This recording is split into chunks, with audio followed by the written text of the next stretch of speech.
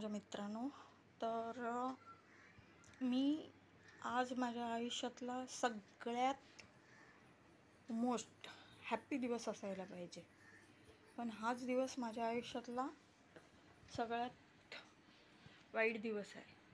कारण या दिवसापासूनच माझ्या आयुष्याची दुःख जे दुःख भरं जीवन होतं ते चालू झालं. माझी स्टोरी तुम्हाला माहितीच असेल की कसं माझ्या आईने मला लहानाचं मोठं केलं, कसं हे केलं. त्याच्यानंतर माझं लव्ह मॅरेज झालं. त्याच्यानंतर माझ्या मिस्टरांनी मला किती त्रास दिला. आज जवळजवळ 25 वर्ष संपून 26 वर्ष माझ्या लग्नाला चालू आहे. आज चालू झालं.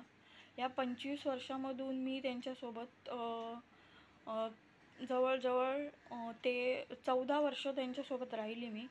तर या 14 वर्षामध्ये मी जो अत्याचार, मी जो शिवीगाळ, मारझोड जो सहन केला तो मला माहिती आहे. मी हा व्हिडिओ रेकॉर्ड करते माझ्या बहिणीच्या घरी. मी ॲक्च्युली अजूनपर्यंत नाशिकलाच आहे. मी आलेली नाही आहे मुंबईत, कारण माझं जॉबचं झालं नाही. जिथे झालं होतं ते काम मला पटलं नाही. मी येऊन इंटरव्ह्यू वगैरे देऊन गेली होती. तर उद्या सकाळी येणार आहे पनवेलमध्ये. तर माझं एक वैयक्तिक आयुष्य असं आहे की जे माझ्यासाठी जी माझ्या आयुष्याची दुर्दैव कहाणी चालू झाली ती ह्या दिवसापासूनच चालू झाली. माझं आयुष्य त्या मोडवर आलं की मला घरातून बाहेर काढण्यात आलं. ती पावसाळी भयंकर रात्र होती. 2015चा तो दिवस मी अजूनही विसरली नाही आहे. ज्या दिवशी मी 2015ला माझ्या टिटवाळ्यामधून, त्यावेळी मी टिटवाळ्याला राहत होती, तर तिथून मी घरातून बाहेर निघाली 2015ला. आणि तिथूनच माझ्या आयुष्याची ही कहाणी सुरू झाली. तर असं करता करता त्या दिवशी, त्या रात्री माझे मिस्टर खूप दारू पिऊन आले होते. मला खूप मारझोड वगैरे केली आणि रात्री मला घराच्या बाहेर काढलं. पाऊस भयंकर पडत होता. तर एक वेळ मी माझ्या जीवनाचा संपवावं हेच विचार करून मी नदीकाठी निघून गेली होती. पण तरी माझ्या आईचा विचार माझ्या मनात आला की माझं काय झालं तर माझ्या आईचं काय होणार. कारण माझ्यावर सगळ्यात जास्त प्रेम जर कोण करतं तर ती माझी आई आहे. माझ्यासाठी सगळ्यात ह्या जगामध्ये स्वामींनंतर जर कोण महत्त्वपूर्ण दैवत असेल तर ती माझी आई आहे. तर तिच्यासाठी मला जीवन माझं जगावं लागतं आहे आणि मी जगते पण आहे. तिच्यासाठी म्हणून माझ्या स्वतःच्या आत्मरक्षणासाठी मला जगायचं आहे आणि मी जगते पण आहे.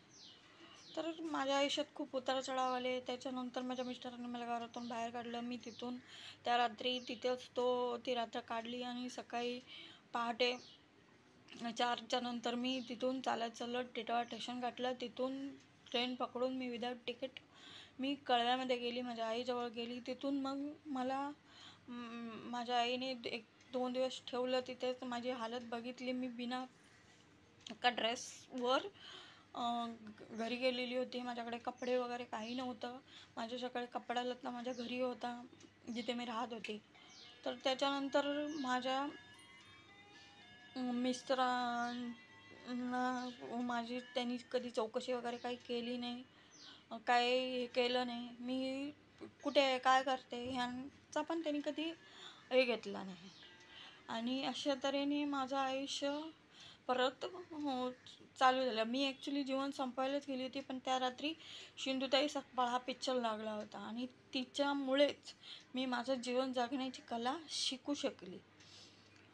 आणि तिथे कसं आपलं जीवन जगलं हे त्यावरून मला एक कळलं की आयुष्य एकदाच देव देतो.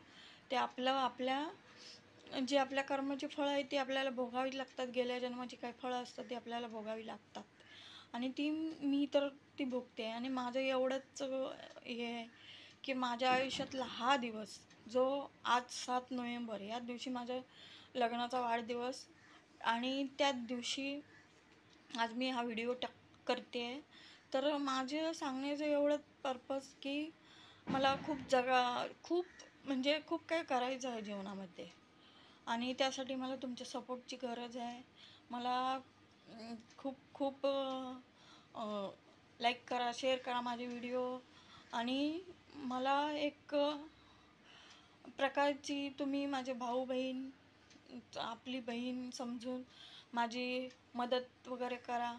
म्हणजे तशी मदत करू नका, मला सेल्फ डिपेंड बनण्यासाठी माझी मदत करा, असं माझं तुम्हाला कळकळीचं विनंती आहे. तर असं सांगून मी माझा व्हिडिओ इथे संपवते. मी माझ्या जीवनशैली तुम्हाला शेअर करेनच नंतर, एक व्हिडिओ बनवून त्याच्यामध्ये सांगेन की नंतर काय घडलं, कसं घडलं, मी कुठे गेली तिथून, हे सर्व सांगेन. पण आता इथपर्यंतच व्हिडिओ करून मी माझे शब्द व्हिडिओ संपवते. श्री स्वामी समर्थ.